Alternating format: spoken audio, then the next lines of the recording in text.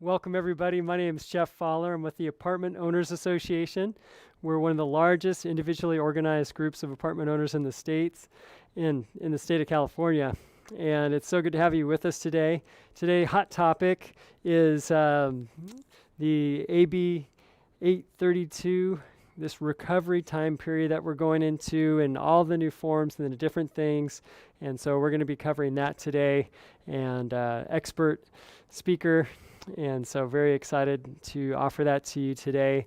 And last week, you may have missed it, but last week, SB 9 was just approved, and that came out. And so we had a great speaker talk about that, about the upzoning.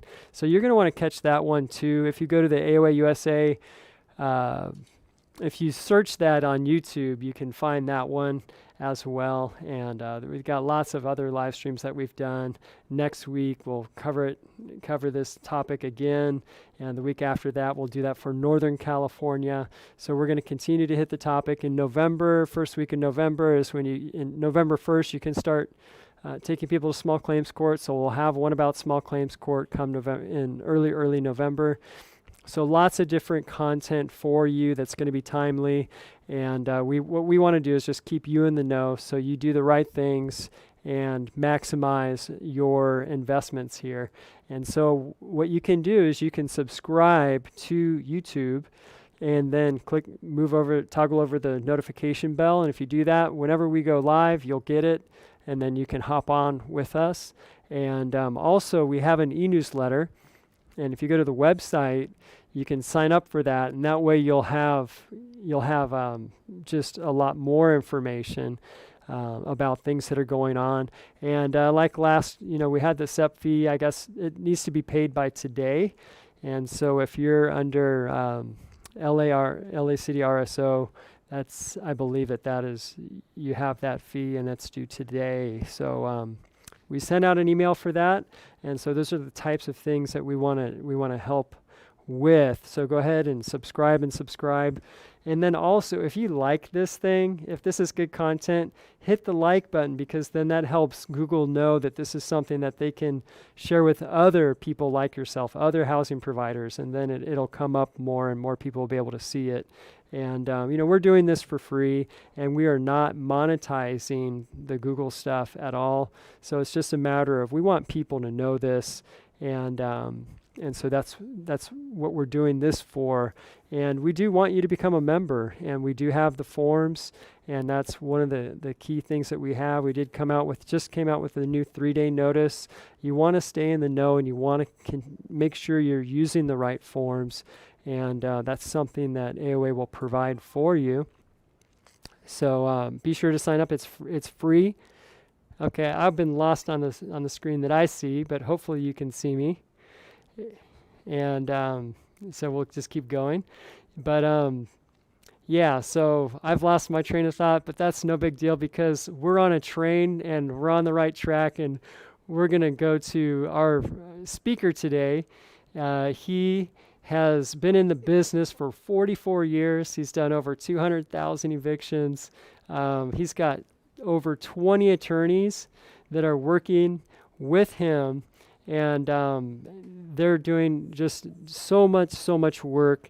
It's my pleasure to introduce to you today Dennis Block.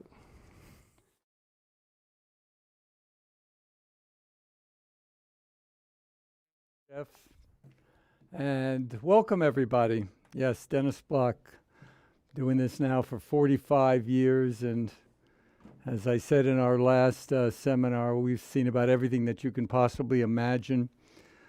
However, this Tenant Relief Act, AB 3088, as amended by SB 91, is something that certainly runs afoul of the free enterprise that our country was based upon. Landlords have suffered thousands and thousands and thousands of dollars worth of loss as a result of this faulty legislation, which clearly is a taking and unconstitutional. But that's what we're faced with.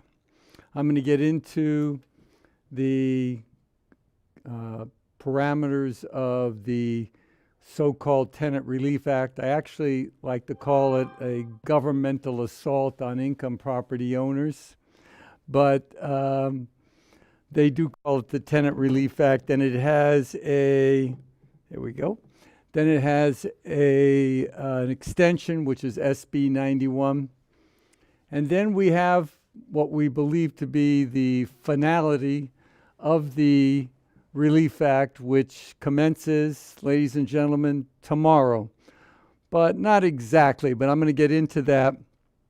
So I'll go into the parameters of the Tenant Relief Act, how it was amended, and what happens tomorrow. Tomorrow is October 1st, and things change up for that. Before I get into that, though, I do want to say that, that for the city of Los Angeles, they have their own rules, ladies and gentlemen. So everything I'm going to say right now deals with the laws as it applies for the state of California and almost all jurisdictions, but it doesn't apply to the city of Los Angeles.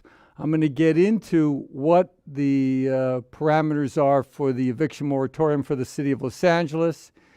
If your property is, regardless of whether it's under rent control or not, if it's residential or commercial, the city of Los Angeles, there's different rules, ladies and gentlemen. So I'm going to go into the state laws now, which is going to affect most property owners. But again, if your property is in Los Angeles, wait till the end of this seminar. I'm going to touch on exactly how basically you've been thrown into the ocean and are drowning right now. But for the rest of the people which has property not in the city of Los Angeles, let's go over what those issues are. We're dealing, number one, with three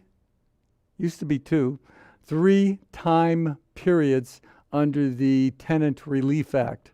The first time period is the protected time period. That's the period when a tenant would owe you rent from March 1st to August 31st. That's a 6-month period. I'm going to make this very simple for everybody listening. I'm going to end the confusion with regard to this. So doing it very simply, you've got this protected time period, March 1st, 2020 through August 31st, 2020. That's a 6-month period. If a tenant owes you rent during that period, don't even think about an eviction. You've got one option, which I'll get into in a few minutes, which is to either sue them civilly or sue them in small claims court. That's your options. You cannot bring forth an eviction based on the protected time period because that is no longer considered rent. Those pesky politicians have renamed the word rent, and they call it now a civil debt. So in a civil debt, you can't sue for that for eviction or in quote an unlawful detainer action. So on that basis, all you can do is bring forth a civil lawsuit or a small claims court. I'll tell you how that's going to be accomplished in just a little bit, but just tuck that away that there is no evictions for the protected time period. The next time period is called the transition time period. That's the rent that's owed from September 2020 through the end of September of 2021. That's 13 months. That's the transition time period. For that time period, the tenant technically has to pay you 25% of the rent. And if he does, then 75% of the rent becomes a civil debt, which again, all you can do is go to small claims court or file a regular civil lawsuit with the help of a law firm. And that's again considered the transition time period. Now, during the transition time period, they have to pay you at least 25% of the rent. And technically that's due on September 30th, today.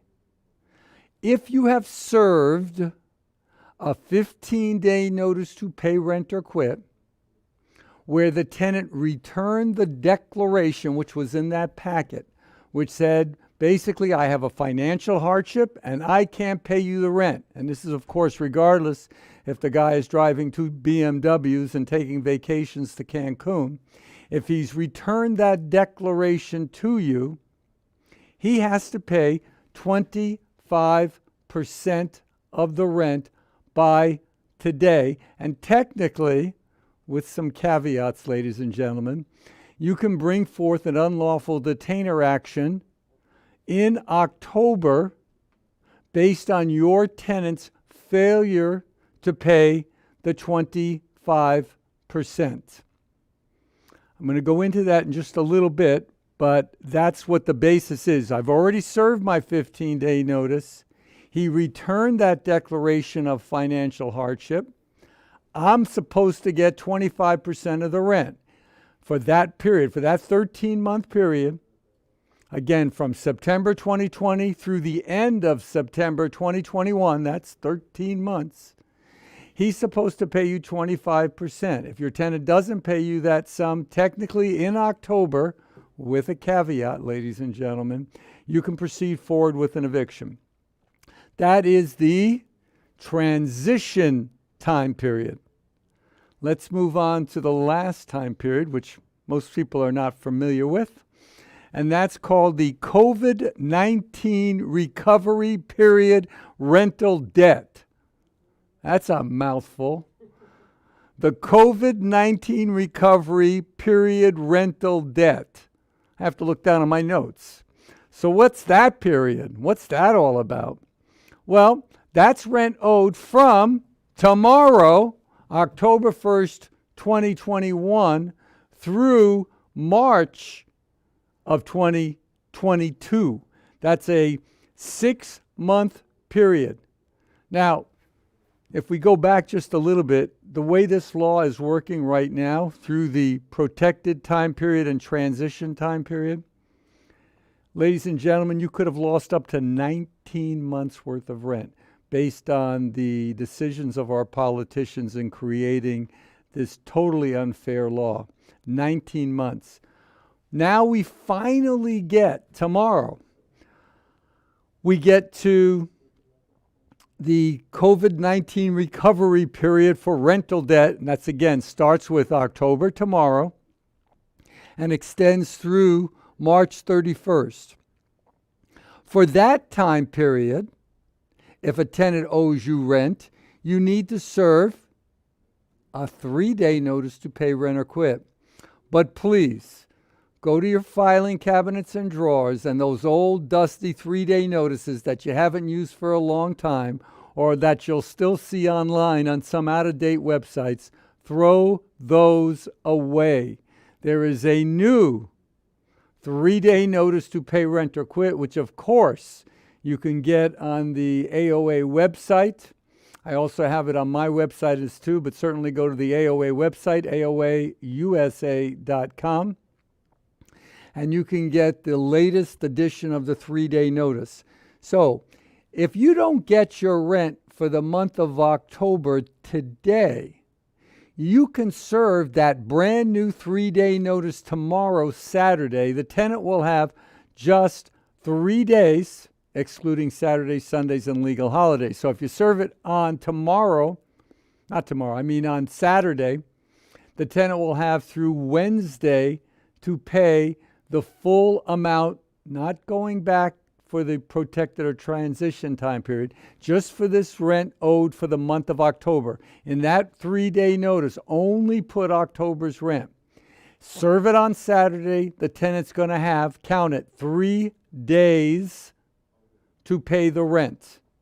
If he doesn't, you can then bring forth an unlawful detainer to evict them for the October rent. So once again, we can go to the transition time period. If you didn't get your rent by September 30th today, the 25%, once again, owed from September 2020 through September 2021, that 13-month period, you can proceed forward with an unlawful detainer. For the October's rent, or November, December of 2021, or January of 2022, you can serve a regular 3-day notice, the brand new one, of course. And if you don't get your rent within the 3 days, again, you can file an eviction. You cannot combine the periods of rent owed between each other. So October through March of 2022 has to be in that 3-day notice. The other time period for the transition time period has to be in that 15-day notice. I hope I'm not being confusing, but that's what we need to do. Now, I said if they don't pay the 25% and you served that notice and it has already expired, or you served a 3-day notice coming up on Saturday and they didn't pay, that I told you that you could go forward and file an unlawful detainer and finally start the eviction process to rid yourself of this tenant. But there's a caveat. It has to be, right, Jeff? You can't just make this too easy. And by the way, the politicians have made this law so crazy with so many forms, it's insanity. But I am breaking it down for you. In order to file an unlawful detainer, an eviction lawsuit, you have to have applied for the rent relief program. It is required that you file for the rent relief program. You can do it by going online or calling a number. I'm sure the AOA will have this phone number on their website, and I have it on my website. I'll give it to you. Grab a pen. If you're not computer literate and you don't want to go to a website, which I recommend, then the phone number, because you're going to need to apply for this rent relief, is 833-830-2122. So for those landlords that are not computer literate or don't have a spare teenager in the wings, once again, that phone number to call to apply for the rent relief program is 833-830-2122. Now you can do that, or you can go to the website. What's the website? The website is housingiskey.com. So that's housing, is key, KEY.com. And you can apply there. The reason why you want to apply there is pretty simple, and that is because you want to get your rent, number one. They're offering 100% of your rent. And while I have heard that many people are still waiting for their rent, I know a guy, his name is Dennis Block, and I actually got paid by a couple of my tenants through going to that website. So it is possible that you could get paid. And obviously that's what the name of the game is to get your lost rents reimbursed to you. The state has a program with, I think, about $5 billion. So line up and get your rent. And that includes for the protected time period. So from March 1st, 2020 through, I'm not sure whether it's extending into October or not. They've been vague on that. But at least for that 19-month period, you can get 100% of your rent. But whether it's for the newest period, again, that's called the COVID-19 recovery period rental debt, or for the transition time period or the protected time period, you need to apply. Well, why do you need to apply? Well, your position could be, gee, I don't want to take any governmental money. I want to get my debt paid through this tenant. Well, you cannot file an unlawful detainer action unless you've applied for the rent relief program. So it's a simple matter to apply. And then we have to wait 20 days. So what is the 20 days about? If you want to file an unlawful detainer, you have to allege in your lawsuit that you have applied and that you have either been rejected or that you have not heard from the government within 20 days. Now, that could be because your tenant didn't step up to the plate and accept the application and fill one out themselves. So we're now in a situation where if I served, for example, a 3-day notice, the new one, on October 2nd, then we have to then at least wait for the October's rent that you've applied for the October's rent through the rent relief program. We've got to wait 20 days. And if the government pays you, great. If the government rejects you, fine, we can go forward immediately. Or if you haven't heard from the state within the 20-day period, then you'll sign a declaration saying, hey, I applied and I did not hear from the state that they were accepting our petition for the rent relief program. So that's either for the transition period, the 25%, or for the rent that would be owed for October or thereafter. Now, since this transition period, the last one only goes to March, I think all things are even come April 1st, 2022. So there's a little bit more work that we need to do. And again, as a practical matter, every landlord in the state of California that has not gotten rent for any of these 3 time periods should be applying. I mean, it's just what the nature of the beast is, regardless of the reason as to why the tenant didn't pay you the rent. You can't go forward with an eviction unless you've applied. And the chances are maybe you'll get paid. I don't know how this program is being administered. I know I got some money from it, so I'm heartened about that. But again, apply for it because that's a necessary requirement, at least until April 1st, 2022, that we can't go forward with an unlawful detainer action. So, if you've already served a 15-day notice to pay the rent for the transition period, and today's the day that you were supposed to get 25% of the rent, and you didn't, and you've also applied 2 months ago for the rent relief program, then you know what, ladies and gentlemen? You can start an eviction case tomorrow. And I'm prepared to take it from you. Let's look at that phone number that I think is superimposed beneath me there. But you can go forward with those cases right now. For the October's rent, once again, you're going to serve that 3-day notice for the October's rent. They got to pay the October's rent in full. I didn't think I mentioned that. It's in full. It's not 25%. They got to pay you in full. If they don't pay you in full, then you have the right to apply for the rent relief program, wait 20 days, and then you are allowed to go forward with an unlawful detainer. So when they say the floodgates are open, in my opinion, the floodgates are open. And we can go forward now with eviction cases to finally rid ourselves of these tenants. So many tenants I've heard stories of where the tenant shows up I hear this at least 5 times a week in my office. The tenant shows up with a brand new car. He's not paying the rent, but he's got a brand new car. Or my clients are seeing their tenants on social media in Cancun, vacationing. And of course, where are they getting the money for the new cars? Where are they getting the money for the vacations? Well, ladies and gentlemen, it's coming from you. And it's state-sponsored theft, which is exactly what this is. But we have to take advantage of everything that they are offering to us. And that's why I'm recommending go to that rent relief program, housingiskey.com. I'm going to tell you, in case you didn't have that pen handy, the phone number 833-830-2122.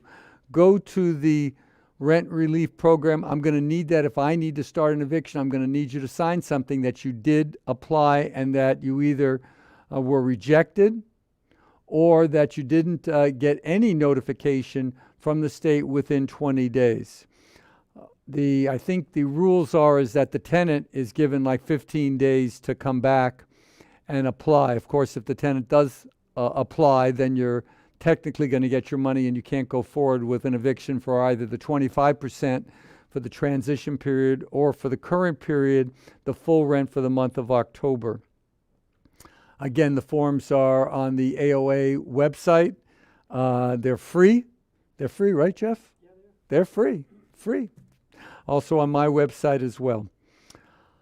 Okay, that basically covers where we are and what's happening for the rent that's due today, 25% for the transition period, and the rent that's due as of October and thereafter to the month of March.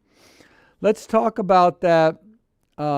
If you do want to get your rent and the tenant has vacated, so it's not an eviction action, you have the right to file either a civil lawsuit or a small claims court lawsuit. You have to wait until November 1st, and then you can file these actions. A civil lawsuit, generally you would need the services of an attorney. My law firm handles that, but I don't know that it's cost efficient to do that. The best thing to do would be to wait till November 1st and file a small claims court action. It's pretty nominal in terms of the cost, and the jurisdictional limit, which normally was $10,000 in small claims court, has now been raised unlimited, as long as we're talking about COVID rent. So you can sue for $100,000, $50,000, $40,000. You have the right to go to small claims court. My office around mid-October will be starting a program where if you want us to prepare all the small claims court papers, file them, and then locate your tenant. A lot of times we'll need to do skip tracing to locate your missing tenant who moved wherever. We'll do that work for you, and then also give you specific instructions on what you do when you go to small claims court. Obviously, they do not allow attorneys in small claims court, so you're on your own, but we'll kind of prop you up with the right props and scripts so you'll know what to say to the judge to give you the best chance of getting a judgment. Of course, my law firm also does collections, which you can always avail yourself of on that. So that's the parameters of either a civil lawsuit or a small claims court lawsuit for tenants who owe you money where you're not getting it from the government. Getting it from the government, great, then you don't have to do anything. But if you're not getting it from the government and you're choosing not to file an unlawful detainer, then you have the right to go to small claims court as of November 1. Okay? All right, so that concludes that. I wanted to go into the city of Los Angeles. Remember, I started in the beginning and I said everything I said about the transition period and the current period and the new 3-day notice and all that stuff doesn't apply to property owners in the city of Los Angeles. I don't care whether your property is under rent control or not, a single family home, a townhouse, a condo, or an apartment house, you're stuck. You're stuck with a man by the name of Eric Garcetti. He happens to be the mayor of the city of Los Angeles, and he has a draconian emergency law which states the following, that if any tenant in any way, shape, or form, in any fashion indicates to you that they can't pay the rent due to COVID for any reason, on that basis you can do precisely nothing. You can't demand the rent. You can't sue for the rent, like on November 1st. You can't serve a 3-day notice for the October's rent. You can't serve a 15-day notice for all the rent owed prior to October. You can do precisely nothing. The tenant just sits there and just looks at you, ladies and gentlemen. And of course, that would be the tenant with the new car that just went on vacation. So what is the story with the city of Los Angeles and our wonderful mayor? Well, until he ends the, quote, state of emergency, this will go on ad infinitum. There is no cutoff for the Los Angeles emergency order. They made it open-ended. So on that basis, it remains open until the mayor ends it. So until that termination of the emergency state, then we cannot do anything in the city of Los Angeles when it comes to rent. When it comes to rent, we cannot do anything. So we're just going to have to endure write letters. I know that there are lawsuits pending now against the mayor for this unconstitutional grab of power, where now you're 19 months into this with the mayor of the city of Los Angeles, and next month it'll be 20 months. Which business could be selling their goods and services and tell people that, or the government tells that person, that businessman, that they cannot collect for services or goods rendered already and sold for 20 months and counting? So we're hoping that the mayor comes to his senses. Hopefully before he leaves for India. He's going to become the ambassador to India. He's been appointed by our wonderful president.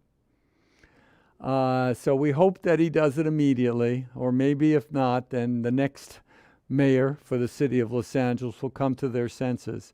But right now that there's very little that you can do. I might add that we have brought forth over 1,300 evictions since January, successful evictions, where in the city of Los Angeles and in other municipalities, the trick is that there's more than one way to skin a cat. I hope Peta's not listening.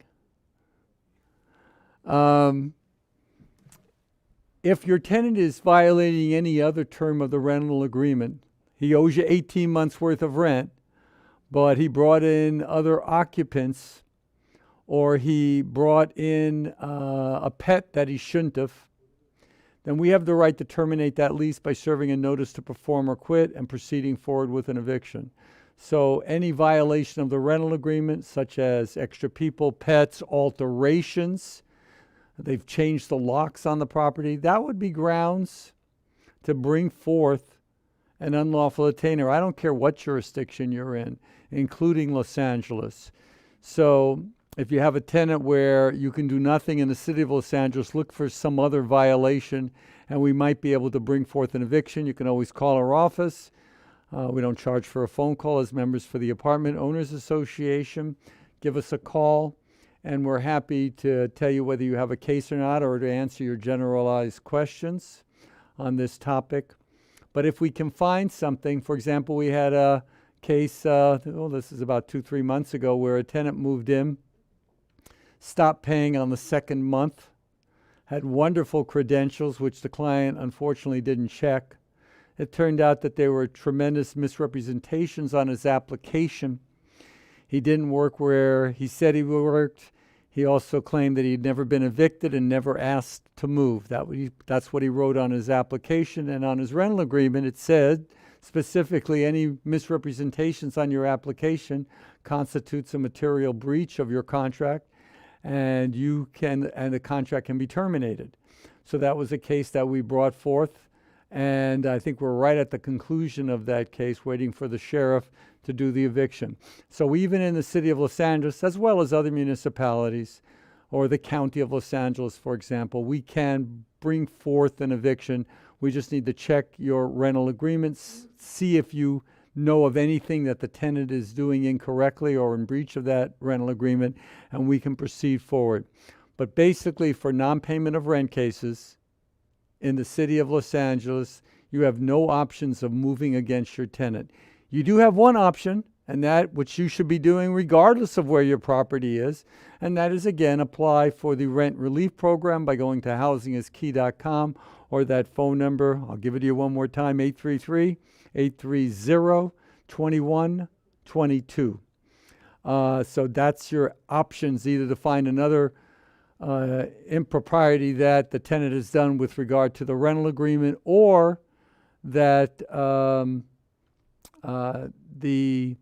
applying for the rent relief program. Let's move over to the county of Los Angeles.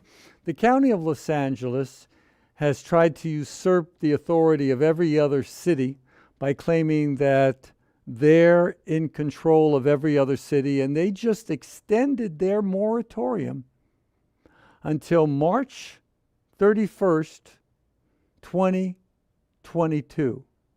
So basically, they're saying you can't do anything in the county of Los Angeles.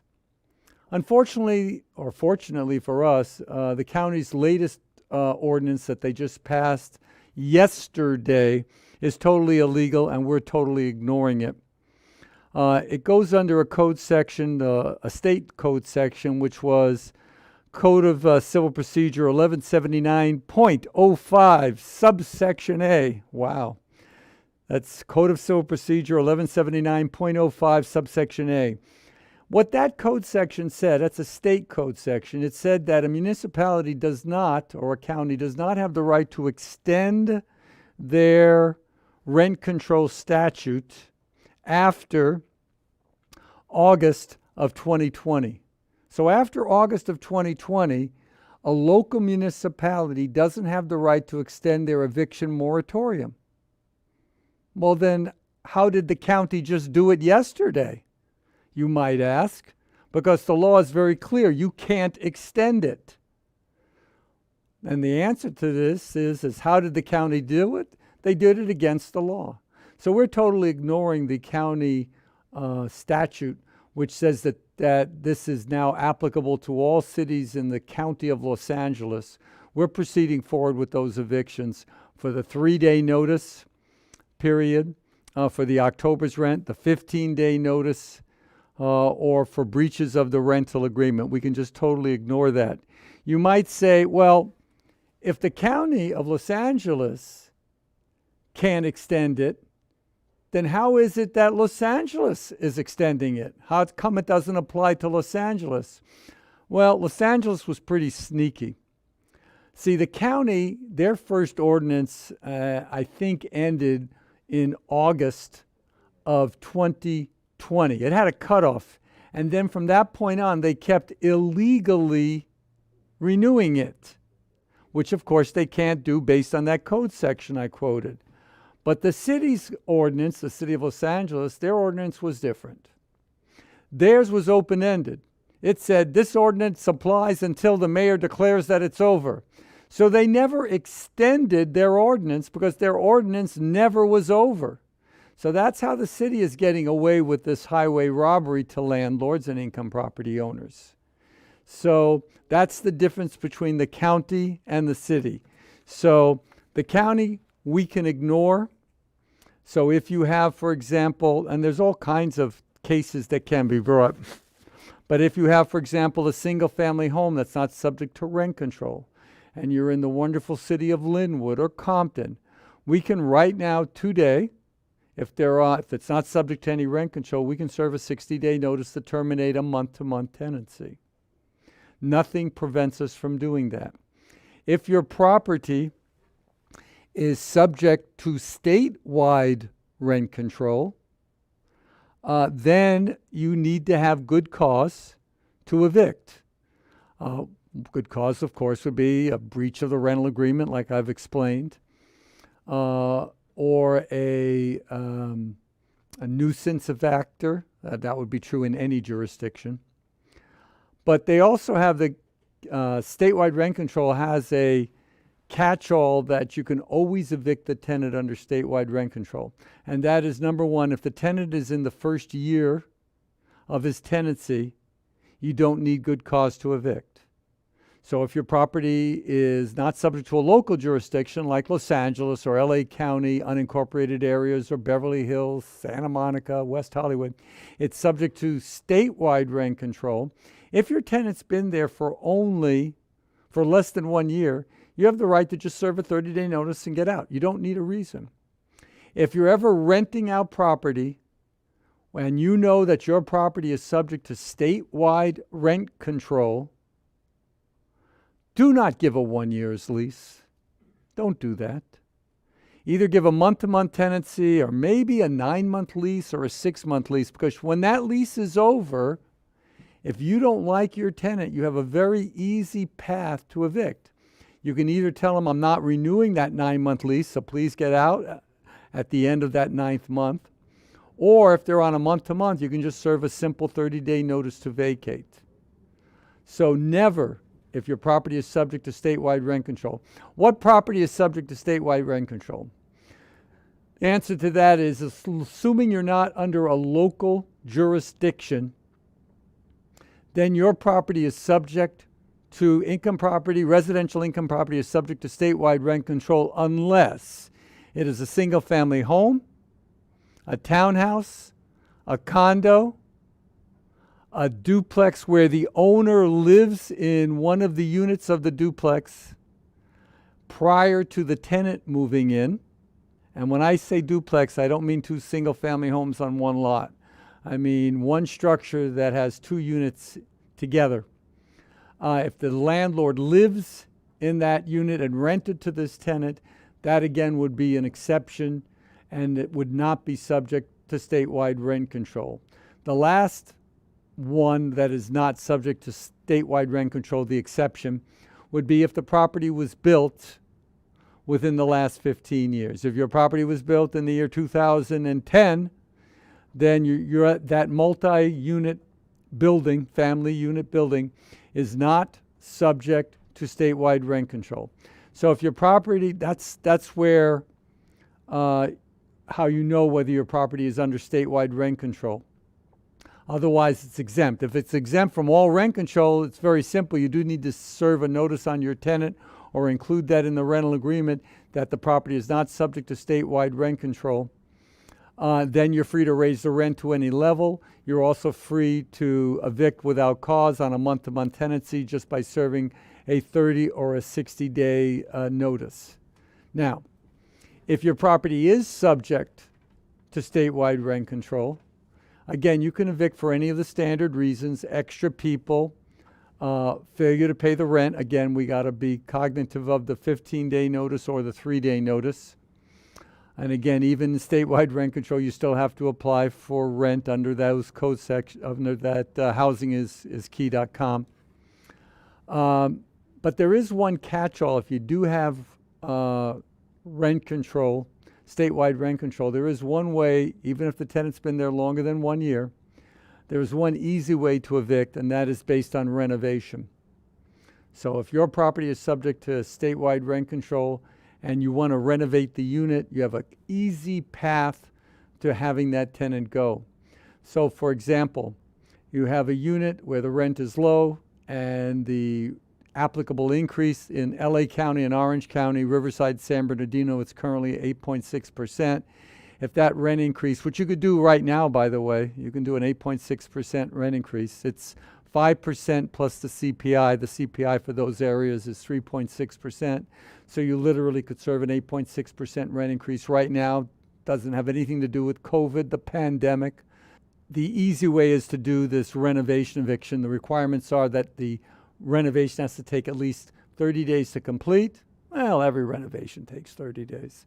And you have to be required to obtain a building permit, like a plumbing or an electrical permit. That just would require that you're going to remodel the kitchen, you're going to remodel the bathroom, or both. That will require a building permit, and you can easily serve that notice on your tenant, 60-day notice if they've been there longer than 1 year.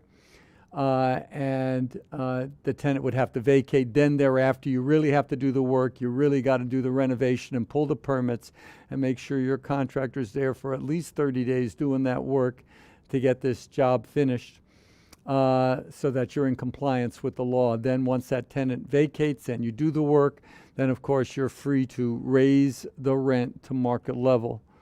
No other industry in the entire United States is subject to price controls, except for income property owners. Ladies and gentlemen, it's insanity on steroids. Number one, they stop you from charging market value for your services of leasing out property. And then they tell you, because of the pandemic, that you're going to be financially responsible for 19 months and counting, where you're going to have to, quote, wait for your rent. I predict that unless you get your rent from the state, that 85% of lost rent will never be collected by landlords. 85%. This is all politician driven, which they'll tell you that, quote, it's deferred rent. It's not deferred rent. It's theft of rent by our politicians, starting from the person who sits in the governor's mansion and going on down. I think that basically covers what the discussion is. To recap, the main portion of the eviction moratorium is ending as of today. Technically, you're entitled to 25% of your rent for the transition period. If you've already served your 15-day notice, we can proceed forward with the lawsuit tomorrow. As for the October's rent, you can serve a 3-day notice, the new one. Don't pull out those dusty old forms. You can serve that on Saturday, October 2nd. If you don't have your rent by Wednesday, we can proceed forward once you've already applied for that housing is key. So on October 2nd, when you serve that notice, also apply through the rent relief program. And then in 20 days from that point, if the government hasn't approved you or rejected you, or well, if they reject you, of course, we could go forward with it. But if you haven't received approval within 20 days or a rejection, then in that situation, we could immediately go forward with the eviction lawsuit. So that's dealing with that. I also talked about that you can bring forth where the tenant has absconded or you're not going forward with an eviction, and you're not getting your money from the state, you can file a small claims court action or a civil action, but you have to wait until November 1. Again, if you do have any questions, you can always call my office, 1-800-77-EVICT, and there is no charge for that phone call, and we'll quickly tell you what rights you have and unfortunately what rights you don't have. And I have a staff ready to pick up that phone and assist you with that. Jeff, I think it's about time. You guys got any questions? Take it easy on the old man, but I'm here for a while to answer those questions for you, so let's go. Again, want to thank all of you for joining, and I know that a lot of you joined after we did the announcements. You joined even partway through, and all that to say that you can catch the video again. It's on YouTube, and it's also on the AOAUSA.com website.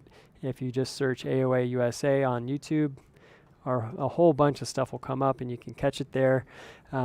Last week we had a great one about the SB 9 and subdividing the upzoning. You'll want to catch it. And anyway, right now is the time when you can write questions into the chat. And for those of you, I didn't mention this to start, but if you're watching from AOAUSA.com, and what you can do is there's a blue help button, and if you click on that, you can type your question in there, and they'll get that question to me. And Facebook, YouTube, you guys know what you're doing.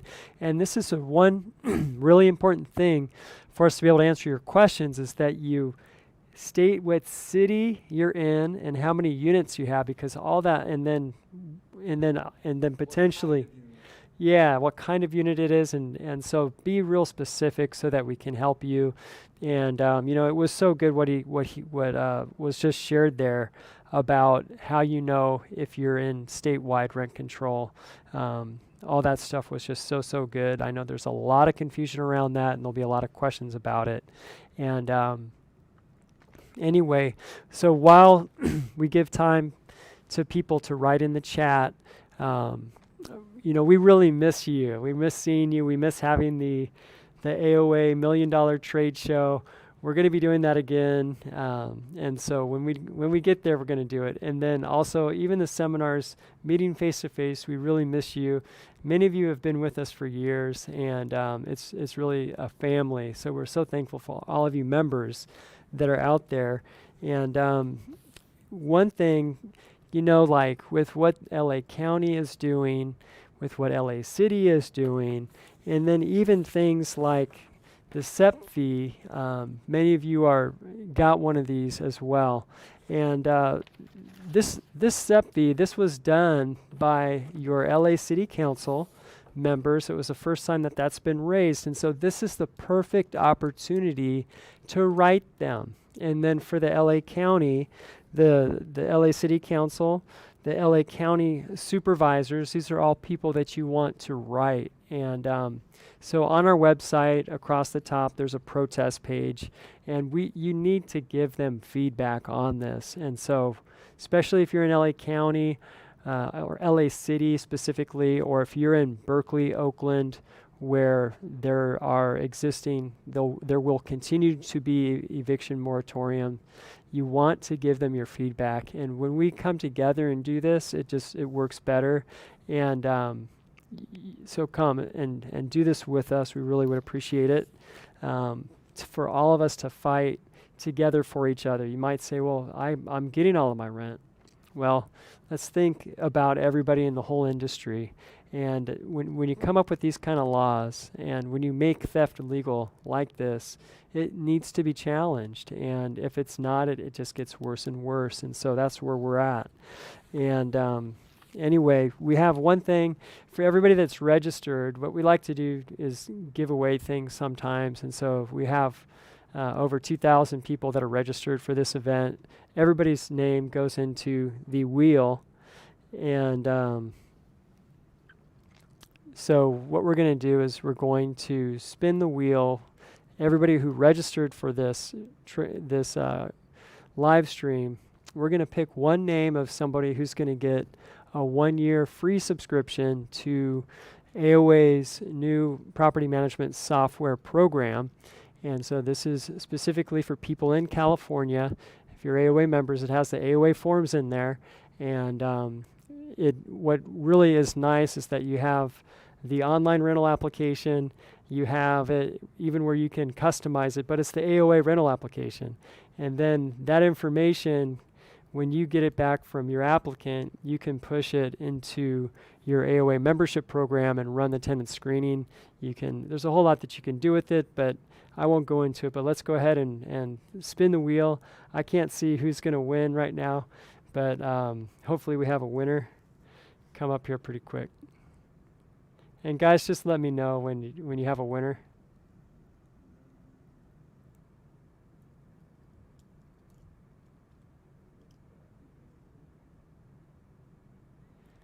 And so while that's going on, one thing I do want to mention, it's the origin.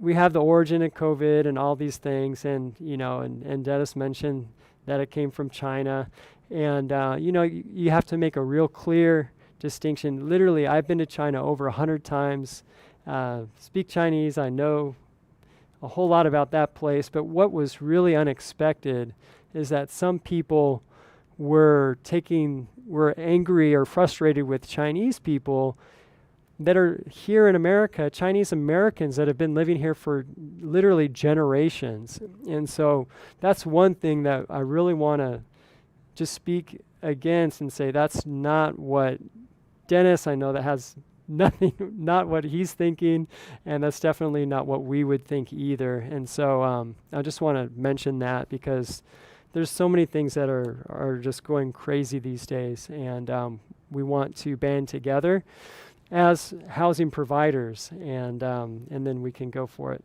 All right, did we get a winner on that? Okay, Jazz Deep is the winner, so congratulations. If you can go to digital.aoausa.com, and what I'll do, you can sign up there, but what I'll do is I'll send you an email and kind of explain all that to you. So congratulations on that.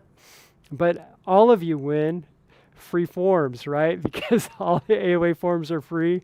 So if you didn't win, don't get too far down because those forms are free. But here we go. So we have tons of questions, and we'll go for it. All right, Dennis, you ready? I am. Okay, in the city of LA, can we collect charges for SEP, RSO, or cost recovery pass-through? You can certainly collect it, but if the tenant doesn't pay you, there's nothing you can do at this point. It just becomes an outstanding rental debt until the time that the mayor declares that the emergency is over. Great. Now this one's from the chat. In the city of LA, can we now evict due to additional occupancy or unauthorized pets? You can definitely evict for unauthorized pets, unauthorized guests that have been in possession for more than 30 days. Okay, and that's City of LA. Okay. And John in the chat, rent increases are prohibited for properties subject to the LARSO until 60 days after the local emergency expires. So does that mean we have to wait a year and 60 days from now to increase the rent? My understanding was that it was 1 year from when the state of emergency is declared over. 1 year. I could be wrong, but that's always been my understanding. 1 year from when the state of emergency is over. So landlords literally will go minimum of 2 years and longer without a rent increase. All right, in the chat, Lorena, for the City of LA, if a tenant moves out owing rent, how can I collect? Again, you can do a small claims court action. Just wait till November 1 and then file your small claims court action. The difficulty, of course, will be attempting to locate the tenant if you don't know where he is. Of course, if you know where he works, you can always serve him at his place of employment. But otherwise, our firm can assist with skip tracing on that issue. Great. So use a good AOA rental application. And Dennis has got a good one, I'm sure, too, because he's the one, he looks at ours and approves ours as well. So get a good rental application and use that moving forward here. Okay, Batul on YouTube. Is the City of Los Angeles going to process LS applications now? It is in rent-controlled area.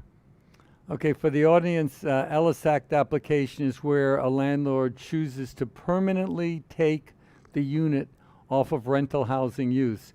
Typically, you'd be, for example, demolishing a duplex to put up condominiums, something to that effect. So you're permanently taking those units, the duplex, off of rental housing use. At this point in time, the City of Los Angeles has a rule against no-fault evictions.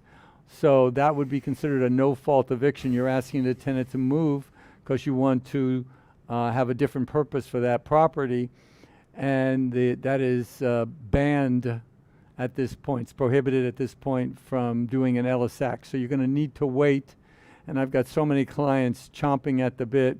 You're going to need to wait until the state of emergency is over. Once that happens, then we'll be able to go forward with the Ellis Act application with the City of Los Angeles. Great, thank you. Okay, Joan on YouTube. My tenant in Burbank applied for the state rental assistance. Will that make it more difficult to evict them in the future if they break the rules of the rental agreement, like too many pets? No, if they're in violation of other terms of the rental agreement, nothing prohibits you from going forward with an eviction on that basis. Okay, great. Jalen Huang on YouTube. My property is in Pomona and on a month-to-month lease. When can I increase the rent? Well, you don't state what your property is. If you're a single-family residence, you wouldn't be subject to any rent control, so you could raise the rent right now as much as you like. If you're going to go above 10%, you need to serve a 90-day notice to quit. A 90-day notice to change the terms of the tenancy. If you're going 10% or less, then you can serve only a 30-day change of terms of tenancy. But nothing at this time prevents you from serving that rent increase notice right this moment. Okay, on YouTube, Qin, I think is the name here. What is the update for October for tenants not paying rent in the City of Los Angeles? There is no update. It's the same as it was for the last 19 months. And that is that if the tenant in any way, shape, or form has indicated to you that I can't pay because of COVID, even though you know the guy's going to work, okay? Even though you see that new car, there's really very little that you can do in the City of Los Angeles until such time as the mayor declares that the state of emergency is over. Great. And here we go. YouTube, rental. City of Inglewood, although the eviction ban is ending, do you still recommend month-to-month rental agreements as opposed to one-year leases given past challenges? Well, in the city of Inglewood, there's an Inglewood rent control. They have their own good cause statute, so I would do a one-year lease. If you're just subject to statewide rent control, I would recommend not doing a one-year lease because you'll get at least 1 year to determine whether this tenant fits in with the atmosphere of the building and whether you're getting along with this tenant. So within the first year, you don't need to have any cause to evict. So you could simply serve a 30-day notice if he's on a month-to-month tenancy. Great. All right. Vanessa on YouTube. Can we pass through rent increases to non-rent controlled buildings in Los Angeles? If your property is not subject to rent stabilization ordinance for the city of Los Angeles, you can do any rent increase you like right now. So you might be subject to statewide rent control. Let's pretend you have a building that was built in 1990. So you would be subject to statewide rent control, but you wouldn't be subject to the Los Angeles rent control because Los Angeles rent control, their ordinance states any property built prior to 1979 is under their statute. So you'd be subject to statewide rent control, and then right now today you could serve an 8.6% rent increase with a 30-day notice. Right, and that's specifically for that's a specific region that we're talking about. So Los Angeles, correct. Right, in Los Angeles. All right, Drew on YouTube. I own a small apartment building in Long Beach. When is the earliest date I can raise the rents? In Long Beach, they follow the statewide rent control statute. So you can do that today. If you haven't raised the rent in 1 year's time, you can again go 8.6% with a 30-day notice to change the terms of tenancy. Great. All right. YouTube, Ben's graduation.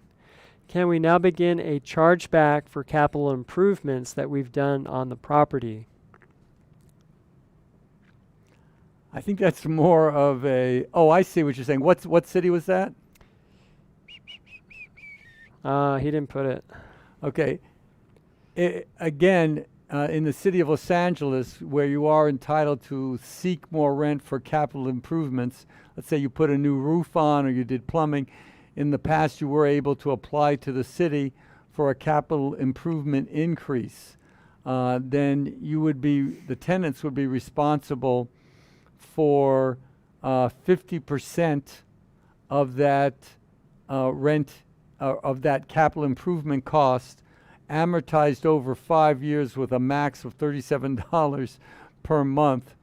So for all those landlords who are forced to do what they call the soft retrofitting, certainly you should apply for that. But during this time, there's no rent increases. So you're going to have to wait for the mayor to declare that the emergency is over, and then I believe that you're going to have to wait 1 year from that point further unless the city clarifies their position. All right, Christina Cassidy. How do I get rid of tenants that were not paying rent before the pandemic and have used that as an excuse? Well, again, you're subject to the laws. First of all, I don't know what jurisdiction you're in. Let's pretend you're not in Los Angeles. You can serve a 15-day rent increase for all rent owed. Well, we're coming into October, so that would be from November of 2020 through September of 2021. Serve a 15-day notice for that time period. And at the same time, you could serve a 3-day notice come Saturday, October 2nd, for the October's rent. As to all other rent owed, again, you can always sue for that in small claims court come November 1. All right. Okay, Michael Altschuler. When will it be possible to start collecting in the city of Los Angeles approved cost recovery for seismic retrofit on rent-controlled apartment buildings? I think that's the same question I answered dealing with capital improvements, which is what a soft retrofit is. You're going to have to wait for the mayor to declare that the state of emergency is over. Once he does, then you could submit your application to see if you can get the approval for that capital improvement. It's interesting that for the city of Los Angeles, they're forcing landlords under a timetable that has not been extended to soft retrofit their buildings. And while they were allowing tenants to pick up at least some of the costs, some paltry amount of money, they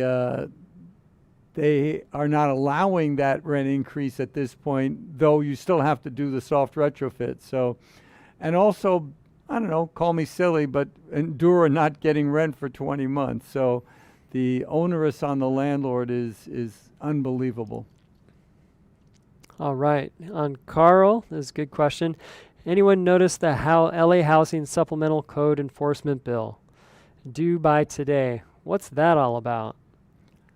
The housing supplemental bill for what city? This Los Angeles Housing and Community Investment Department Systematic Code Enforcement Program. Not aware of that, sorry. Yeah, so if you're under LARSO, there's an additional fee. I think it's $24.62 per unit, and maybe it is that the cost of inspecting has gone up. Their costs have increased, and maybe that's why. But again, this was something that the LA City Council voted on. So please write them and tell them what you think about paying $24.62 more per unit. And again, there's the banner across the top, and there's a picture. It speaks 1,000 words, and so there's a nice picture. Put it all in together and send it to them. Send it in the mail. It's a lot easier to ignore an email than it is to ignore a physical piece of mail. So again, we want to really encourage everybody to push back on these things that are going on that aren't really, they're not just, and it's not right. All right. Okay. So someone in Northern California is notice to vacate for major repair rental unit a 90-day or a 60-day notice if you're under statewide rent control? That would be a 60-day notice. You do have to pay relocation, which I didn't mention, which is 1 month's rent. You are allowed in your 60-day notice to inform the tenant that the last month of the tenancy will be applied towards his relocation. So it makes it pretty easy for a landlord suffering under statewide rent control to just merely do the renovation, serve that notice, give the tenant the 1 month's rent by way of a credit, and then you're free to proceed forward with either an eviction if he doesn't get out. Obviously, once he gets out, do the renovation work and make sure you stay within the requirements. And then, of course, you can raise your rents to market level. All right, here's Massis on YouTube. What forms do I need to use to terminate a Section 8 tenant in Burbank to remodel the unit? So a Section 8 tenant is not subject in Burbank, I might add, to any rent control. Burbank doesn't have rent control, and you're not subject to statewide rent control because Section 8 is exempt. That's one of the other exemptions, which I forgot to mention. So, but Section 8 does have, you do need cause to evict for a Section 8 tenant. But one cause is considered economic reasons. So the fact that you want to renovate the unit would be an economic reason. So in that situation, you don't have to get, quote, a building permit. It's not required, or pay relocation, or take longer than 30 days. You can terminate that tenancy in Burbank, a Section 8 tenant, by just merely serving a 90-day notice. You do have to put the reason in the notice that I'm terminating it for economic reasons due to the fact that I want to renovate the unit. And then the tenant would have to vacate at the end of the 90 days. You also have to send a copy of that 90-day termination notice to your Section 8 advisor. All right, here's Ron on YouTube. Is small claims court the only way to collect past due rent during the moratorium? You can certainly file a regular standard civil lawsuit. Generally, you're going to need the services of an attorney to do so. I don't know how cost efficient that would be. Obviously, if you're looking at rent that the tenant owes you $150,000, and trust me, I have clients that are that much and more, you might want to file a civil lawsuit. We would, most law firms such as mine would require a retainer. It's on an hourly rate of $350 an hour with a 10, 12-hour retainer. So I think it's just better, unless there's some specific reasons, to go to small claims court. Once again, in mid-October, and you can check my website at evict123.com, we're going to have a program where we'll take care of the preparing the small claim court paperwork, filing it, obtaining a trial date, and locating your tenant and serving it, and also giving you instructions on what to do. So check the website on around mid-October. And will you do that for anybody in the state, or is that more local? No, that help? would be for anybody in the state. Okay, great. And then Richard on YouTube, what is the status of eviction moratorium in West Hollywood? These are great questions because this is really, really confusing depending on where you're located. In West Hollywood, the statute is basically over as of September. They do have, I believe in West Hollywood, it's, and it's funny because I own property in West Hollywood, but I think they have 6 months as their time period to pay that rent back. So it's different than under the state proposal. So you can't do anything for 6 months. Then you can go to small claims court, I guess, after. But the October's rent, you're free to serve a notice, the new 3-day notice for the October's rent. So this Saturday, trust me, I know that I have a few tenants in on Saturday that will be getting a 3-day notice, and I'll be proceeding forward with the lawsuit for that. But of course, again, you have to apply for the rent relief program under housingiskey.com. Right. Okay, Glad on YouTube. Can we go after rents in rents in arrears from March through June 2020? If so, this is really a good question because I think there'll be a lot of confusion. If so, is it a 3-day notice or a 15-day notice? And the answer is, it's a no notice. Number one, that rent is over 1 year old, so it can never be the subject of an unlawful detainer just on that rule, which states you can't ask for rent more than 1 year old in an unlawful detainer. It also can't be asked for because, again, the legislature has declared that that rent is not rent. It's called a civil debt. So you have the only option is that you can go to court and file a lawsuit, either a civil lawsuit or a small claims court action. All right, Freddie Blanco. What can a landlord do if a tenant does not give access to show the property to prospective buyers?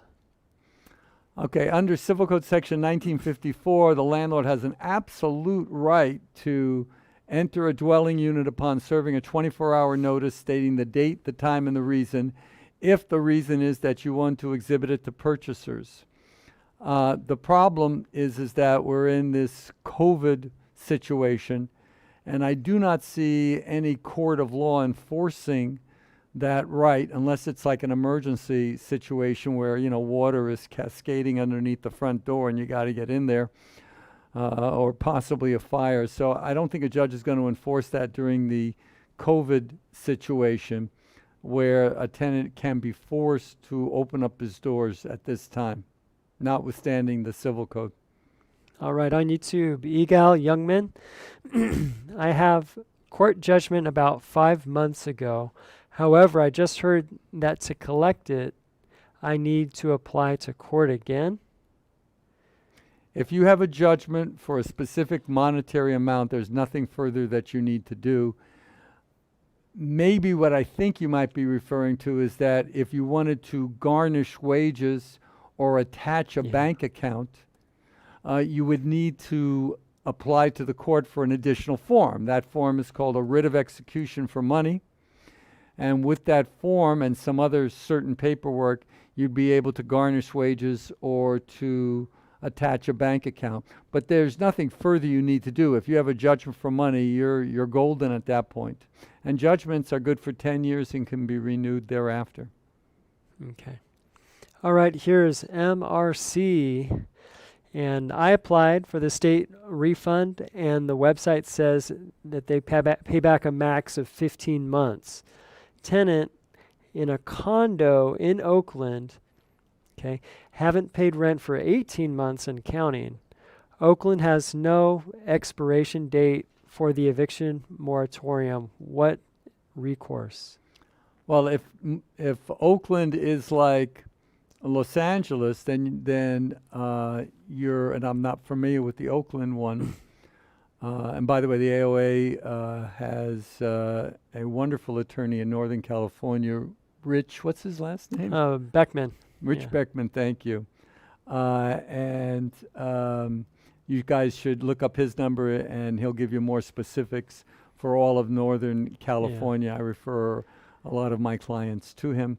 Right. Who have property up north. But if it's similar, then you're hamstrung at this point. There's really nothing you can do until Oakland declares that the emergency is over, since their statute was open-ended. Again, the LA County, which, by the way, during their board meeting, they acknowledged the fact that they were running afoul of the state law and didn't really have the authority to do so, but kind of did it anyway. So our position is that we're ignoring the county of LA, but if it's open-ended like you're telling me Oakland is, then there's really little that you can do. Right. And, okay, what was it? I just lost it. Oh, here's the thought that I had. So if you don't know, Dennis Block writes an article. He does a landlord Q&A, and it comes out in many of our Southern California editions of the AOA magazine. And in Northern California, Richard Beckman also writes an article every month. So if you go on the AOA website, you can see those landlord Q&As and get answers to your questions. Some things shift and change quickly, so some of it's maybe outdated, but there's a lot of good stuff there for sure, and you can always catch it. So here we go. That was a good question. And I'm sorry, MRC, man, it's really it's stinky. All right, Trish, what is the status of the eviction moratorium in Burbank? Starting October 1, if the rent is not paid, do we give a 3-day or a 15-day? Did we ask this already? Or for Burbank, I guess. Well, Burbank doesn't have any local jurisdiction rent control. The county has no authority over Burbank, County of Los Angeles. So on October 2nd, go serve your 3-day notice, get the form from the AOA website, and we can proceed with an eviction as of 20 days later, because you're going to need to apply for the October's rent under the Housing is Key. And that's another thing I wanted to talk to you about, that the fact that you've applied for, let's pretend, lost rent from June to September, you're going to have to reapply for the October's rent. Even if they reject you or say you've already applied, it doesn't matter. You have to, if we're going to go forward with an eviction based on the October's rent where you served a 3-day notice, you have to sign under the penalty of perjury based on this crazy law that you applied for that period of rent. So you're going to need to again apply to housingiskey.com or that phone number that I've given out. Okay, so let me try to get it straight. If it was rent that was due before October 1st, you use the 15-day. For October rent, you use the 3-day. Is that right? Is October or thereafter. Yeah, so October and moving forward, use the 3-day. So it's still the 15-day if we're talking about stuff before that the October rent. And you're saying that they need to apply to Housing is Key separately for those? Yes, for each, Okay. for the period upon which if you're going to be filing an unlawful detainer action, and again, the law is insane the way they wrote it, and is just really designed for landlords to go to court and to lose. I mean, that's basically the way they've written this law, because the path to follow to get yourself to something called a judgment for unlawful detainer is so windy with so many roadblocks that literally it's insanity. But yes, the law says that you need to, under the penalty of perjury, declare to the court before they'll issue a summons so that you can go forward with the eviction lawsuit that you have applied to housingiskey.com for that period. Well, what would that period be? Well, I applied for June and July and August. Well, you didn't apply for October, so on that basis you need to apply again. Otherwise, we can't go forward with the eviction. All right. Here's a mirror. Other than waiting, do we have any other options as commercial landlords to either evict the tenant and or get paid? For example, can we bring a civil declaratory relief action? You know, I meant to talk about commercial evictions, and it's on my list here, and I didn't, so I'm glad you raised the question. Okay, so if you're not in LA County, and I mean anywhere in LA County, then you are free to bring forth a commercial eviction. You can sue for a standard those old ones that you threw out, dust them off, bring them back. For commercial, you can use that standard 3-day notice. If he doesn't pay you within the 3 days, you have the right now, today, to go forward with an eviction. This Tenant Relief Act only applies to residential property. It doesn't apply to commercial. And if you have a month-to-month commercial tenant outside of LA County, again, you can just serve a 30-day notice to quit. The tenant has to vacate in 30 days. Now, for other jurisdictions, you might have a local moratorium which covers commercial. Please check those local jurisdictions. But, for example, anywhere in Orange County, San Bernardino County, Riverside, name the county, generally, unless there's some local jurisdiction, you are free to serve a standard 3-day notice to pay rent or quit, and or a 30-day notice to quit if the tenant is on a month-to-month tenancy. But let's talk about LA County. LA County, I told you, didn't have the authority to extend their moratorium, which applied to both residential and commercial properties. But, ladies and gentlemen, they do have the right to extend as to commercial. So right now, their statute with regard to commercial property, and the same is true for the city of LA, that's open-ended at least until the end of March of 2022, where you can't serve any kind of a termination notice, a 30-day notice on the tenant. In the city of Los Angeles, if they've claimed COVID, you can't serve a 3-day notice to pay rent or quit. However, in the county of Los Angeles, I'm telling you, it's crazy, these laws. But in the county of Los Angeles, not the city, but the county of Los Angeles, if you have a commercial tenant who hasn't paid you rent, you might be able to go forward with an eviction. And that is on the basis that the tenant would have to have told you or given you written notice each month within 7 days of the day that the rent became due, that, hey, I can't pay because of COVID.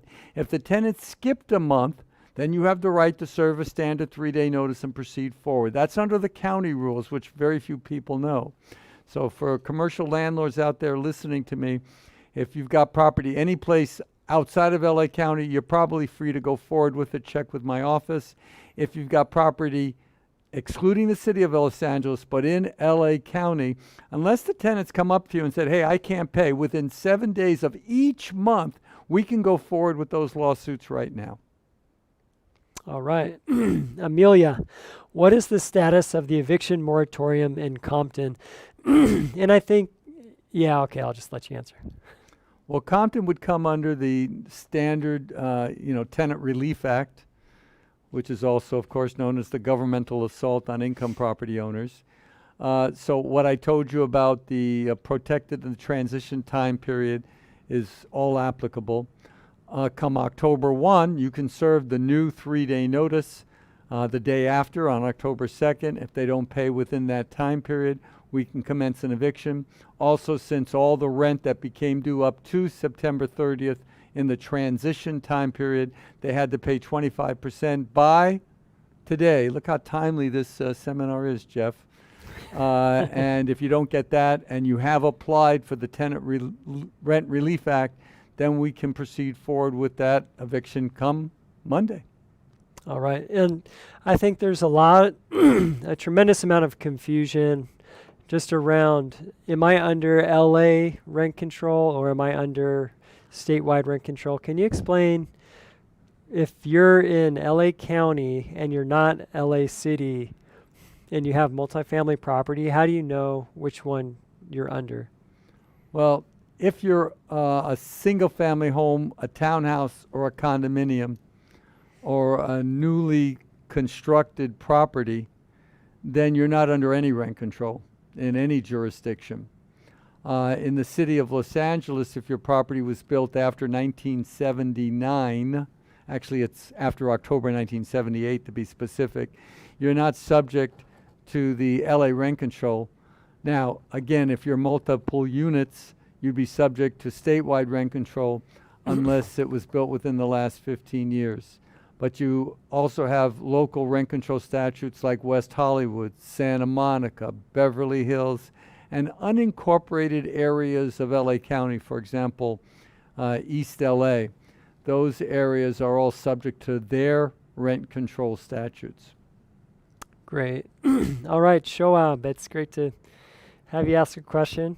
If I had applied for rent assistance on 6/27/2021 for past rent, if I give notice on 10/4/2021 for October 2021 rent only, can I file the eviction on 10/8/2021, or do I have to wait the 20 days after? You're going to have to apply to the Housing is Key under the Rent Relief Program. You're going to have to apply for the October's rent because it's got to be for that period. So you can serve your 3-day notice for on October 2nd. At the same day, apply for the housingiskey.com, and then what you'll do is you'll wait 20 days. So on the 22nd of October, if you have not gotten an acceptance or a rejection, and then you can proceed forward with your eviction. If you get a rejection, then you can immediately proceed forward. Okay, great. All right. And with everything, like if we were at a trade doing our $1 million trade show, or if you were in a local seminar, what we do is we have everybody get in line and just ask one question, and then you have to go all the way to the back of the line. And so we're going to do that. So Shoab, I know you have another question. I'm going to just skip over that. And we're going to have too many questions, and so we are trying to get through them as fast as we can. But we'll probably won't be able to get back to it. So here's Annie. If we signed the standard car form with Tenant for a 1-year lease, but we don't want to renew the lease, do we have to provide notice of termination to Tenant in advance, or on the lease, or the lease expire on the day? Okay, I'm just going to assume that this is not a rent control jurisdiction where the lease will have to be at least renewed on a month-to-month basis. So let's pretend it's a single-family home, so it's not subject to any rent control. You have a 1-year lease. It is a good idea, though not required, to send a letter as soon as you know, 1 month, 10 days before, 3 months before, that you're informing the tenant that, hey, your lease expires, let's pretend on December 31st, and I'm not going to renew it, and I do expect you to vacate the premises. If your lease specifically says that the lease is terminated as of December 31st, then you don't have to send a letter. Now, it's not a 30-day notice, it's not a 60-day notice, it's just a letter of notice to your tenant that, hey, I'm not going to renew the lease. Now, if you really want your tenant to go, as a practical matter, send him a letter as soon as you know that you don't want him to stay over, so that he'll have the best chance of finding another place. But technically, the lease is the notice. The lease said, hey, you're supposed to get out as of December 31st, that the lease is terminated, so you have no right to stay there as of January 1st. But obviously, as a practical matter of running your business, you should serve send the tenant an informal letter explaining that, hey, I'm not renewing and I do expect you to vacate at the end of the lease term. All right, Michael on YouTube.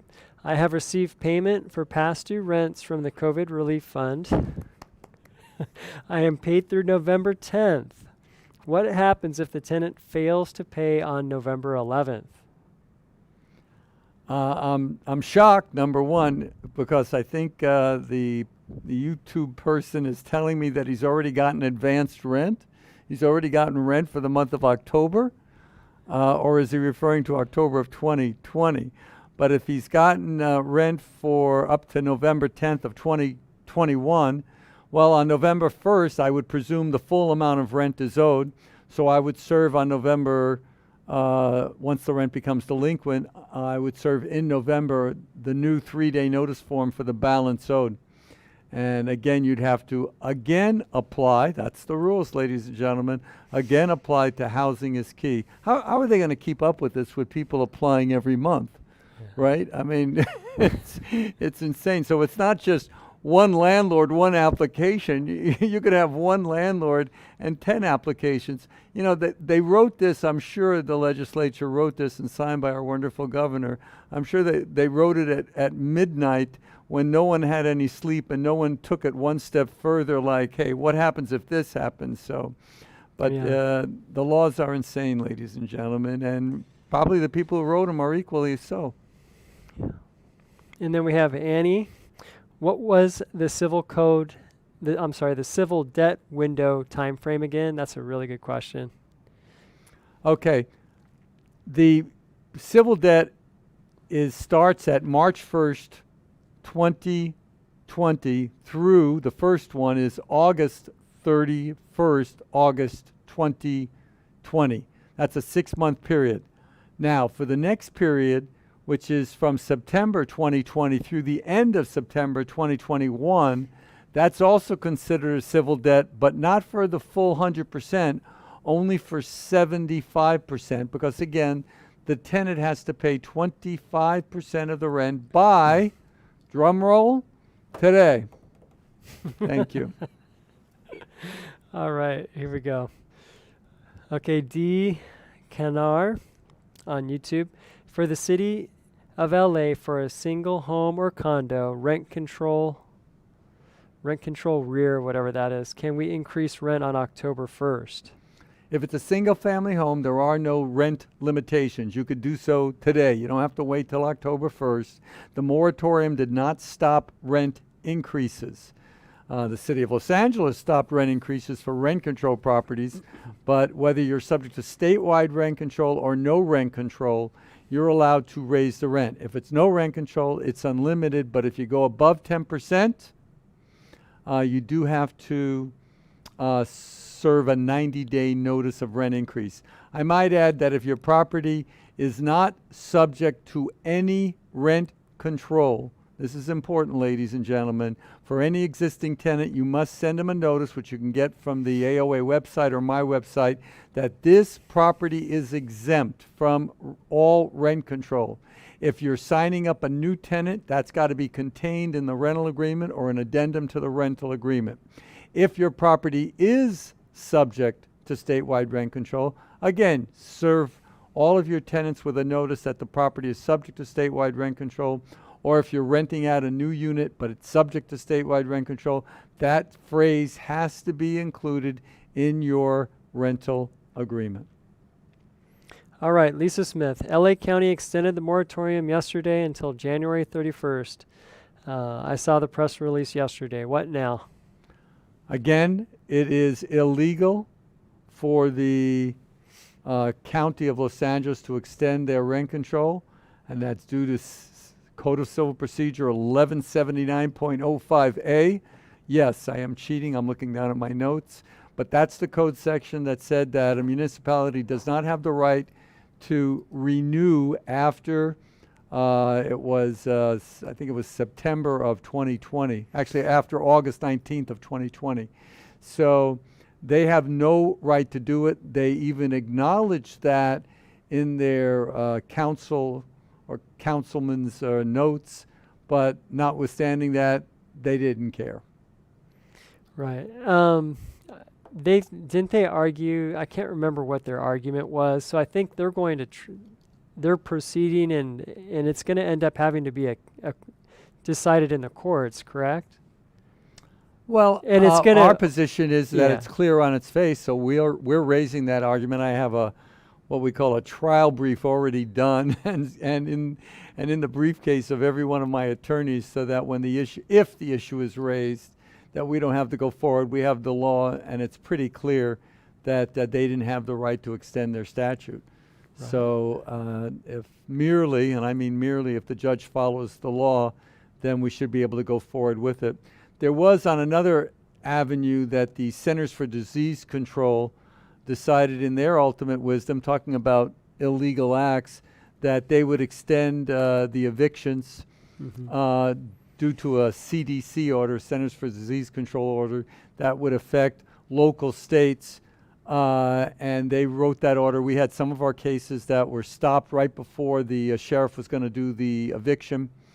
That case went to the United States Supreme Court, and that order by the CDC, which I didn't know the CDCs had legislative powers that they could create laws. I didn't know it, and the federal Supreme Court also didn't know that, so they struck down that. So we've been going into court on any case where we had our lockout stayed. We're getting a further court order to instruct the sheriff to immediately do the lockout. We already had a judgment. It was already at the sheriff's office, but judges were stopping us because of the CDC order, and now they're, quote, unstopping us as soon as we go into court. So if any persons out there had your case stopped because of a CDC order, that order is vacated at this point in time, and you can go forward with a lockout. All right, David, what if the tenant pays in full 100% of the rent due during the transitional period for some months, for some of the months, but not all, because she says she is waiting for the tenant relief to pay her more money for July through September 2021? I think I understand. You can serve a 15-day notice for those months where you didn't get paid for that transition period. The tenant will have to pay 25%. If he doesn't, then you can proceed forward with an eviction. Once again, you had to have applied to housingiskey.com for the rent relief program and either get rejected or at least 20 days have passed. So for those months, though, like let's say she qualifies for it, and she applies, should he try to get the money through there? Yeah, you have to apply towards for the rent relief program, and again, you either have to get rejected or 20 days have gone by. The problem and the insanity with the law, and I'll just throw this out because I don't have an answer to it. On that same example, let's pretend the tenant paid of the 9 months that for that transition period. Let's see, it went from 13 months for that transition period. So let's pretend the tenant paid every other month. Okay, so he paid, let's say, 5-6 months. And I'm giving the advice now that, you can serve a 15-day notice for those months that didn't pay. But somebody could easily make the argument, look, you had to pay 25% for that 13-month period. Well, I did pay. If you add up what I paid much more than 25% for that 13-month period. So on that basis, have I already complied with your 15-day notice? So these are the questions that the sloppiness in the way they wrote the law, which makes it very difficult for anybody to interpret. And you're going to have different decisions by different judges all over the place. And it just becomes, an out-and-out boondoggle in terms of the way they wrote this law. Right, and then think practically too. If it's a thing where you know that they're going to qualify for this, they've applied for it, there's really, why would you go forward with an eviction if you can get money? Because if you do the eviction, your chances of getting the money aren't so hot anyway, right? Well, the point of an eviction is twofold. Number one, and most important, is to rid yourself of the tenant, so you Right. have a vacant unit. The second part is to obtain a monetary judgment. I agree with you, Jeff. If you can get the money from the rent relief program, you don't want to go through an eviction. At least get the money. If the tenant doesn't pay the future rent, of course you can go forward with that. But again, you really don't have any choice, because you can't go forward with an eviction based on non-payment of rent unless you've applied. If you've applied and you've been accepted and you're going to get the money, then you can't go forward with the eviction to begin with. You can only go forward if it's been rejected, or if they haven't accepted you within the first 20 days. So I think you really don't have a choice, but it is exactly the same advice. You want to apply and see if you can get your money. Right, and here's Caesar. It's kind of the same question. What if the tenant doesn't submit the 15-day forms and doesn't pay the 25%? You've answered And you that. can go forward with the Yeah. eviction, because it'll be 20 days, and you'll be able to sign the documentation that states that the tenant, that you've applied and it hasn't come through. Now, to make matters worse and to tell tales, we need to, when we file an unlawful detainer come October, we need to have a special form as promulgated by the Judicial Council. Remember them? That's the ones who I sued and was successful way back when they tried to create laws like the CDC. You need to have a special form which the client, the landlord, needs to sign, which states, hey, I've applied for the rent relief program for this period of time, and I've either been rejected or it's been more than 20 days. So I'm going to need my clients, and everybody in the state of California will need to sign that form, and then we'll be able to go forward with the eviction case. One small problem, Jeff. What's that? The Judicial Council hasn't created the form yet. It's not like they didn't know about this. This law was created over 2 months ago. They still have yet to create the form. I'm predicting that they will finally get it out maybe in the first week or so in October, we're hoping. But right now, if you had the right to go forward with an eviction, we still need the form. But this is the insanity of the legislature in creating this law. Right, and so, yeah, and here's Lorena Placencia. When will your lawyers send their clients the form that's due today? Is that,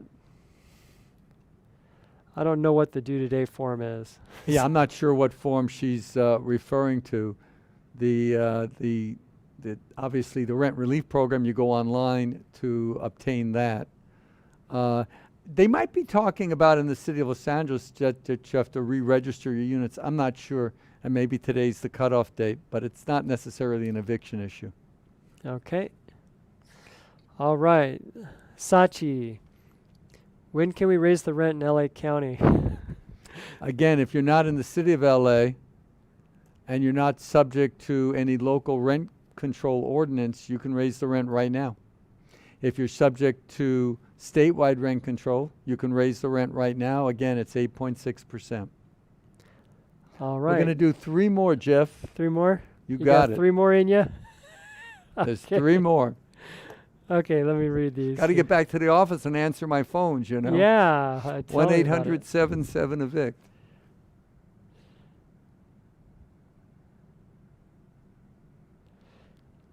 Okay. Make it a good one. Yeah, I'm looking. I'm kind of having to scroll through here.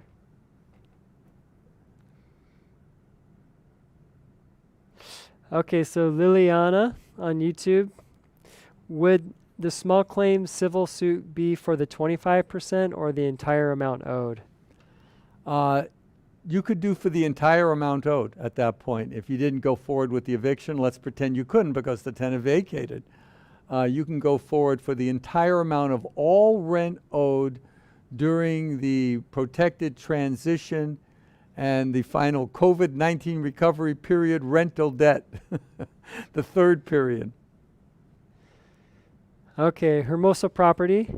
Can we give a 60-day notice for a remodel, a hoarder with habitability issues, pet feces, and squalor in the unit in the city of Redondo Beach now, or do we have to wait till February 1st to serve the notice? No, you can do that right as of tomorrow, the 1st of October.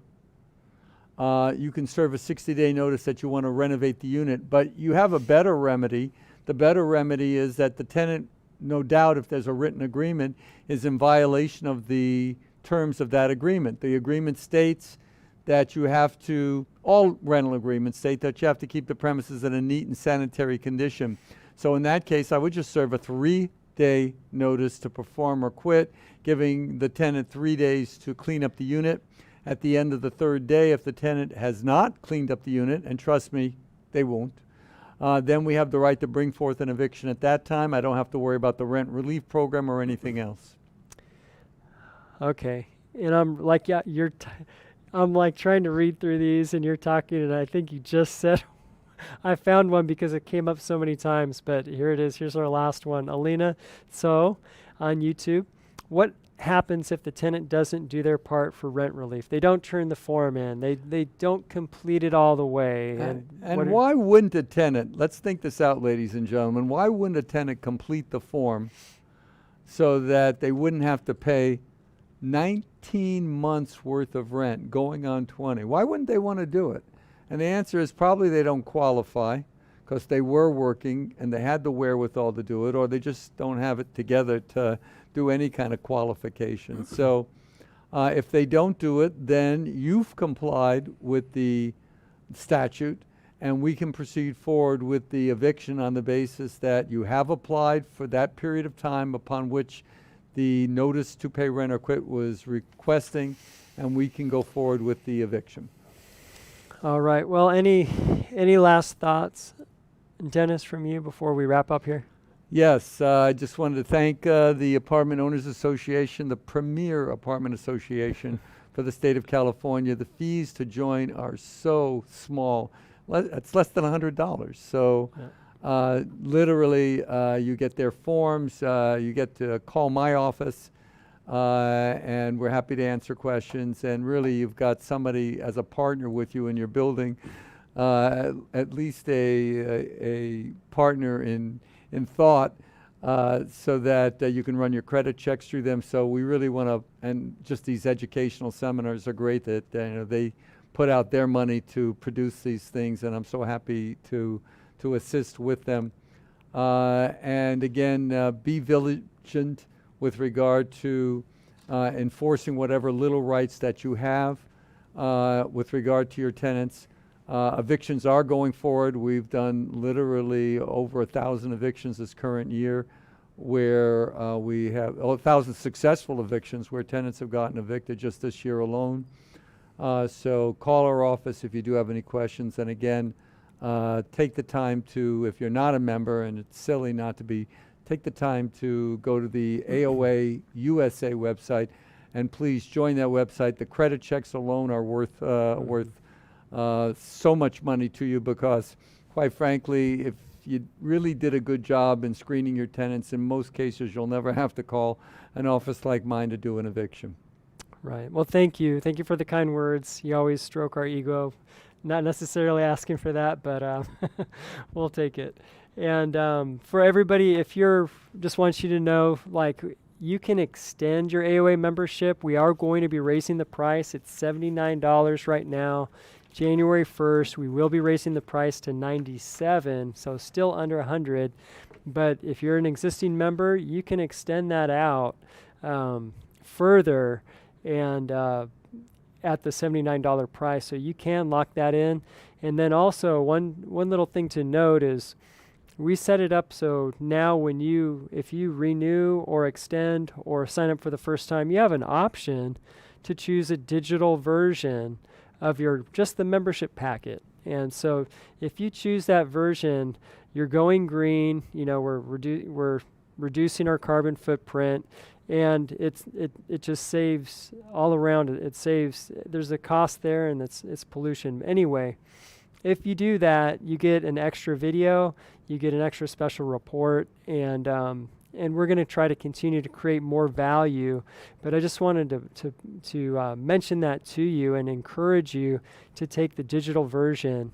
And then also, speaking of digital, the magazine, we will start to deliver the magazine monthly as a digital version. We'll continue to have the paper, but we're going to do a monthly delivery on that. So tomorrow you should see something in your inbox if you're a member, and if you're not, that means we don't have your email address, or the email address that we have for you has not been updated. So if you email us, we can update that email address for you and make sure everything's good.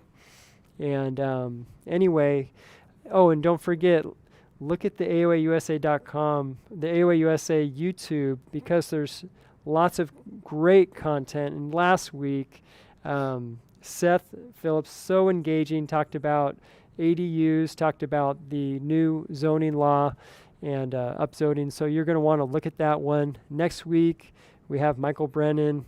He'll be able to answer more questions. I know there's way more questions than we could have answered. And when you hear it from different people, you just get different attorneys share from different perspectives. And hopefully that'll be informative for you. The week after that, we'll have Richard Beckman. Because we know this is so confusing, Beckman in Northern California will be speaking. But because it's so confusing, we need to hit this a few times. And anyway, so there's all kinds of content like that. If you liked this, please like it. That way it'll get out to more people. And also, just thank you again, everyone. And kind of hate that you have to watch this, because it probably means you have someone who owes you money. But we wish you the best and hope that you're able to collect, whether it's from the state or from your tenant. And we'll see you next week.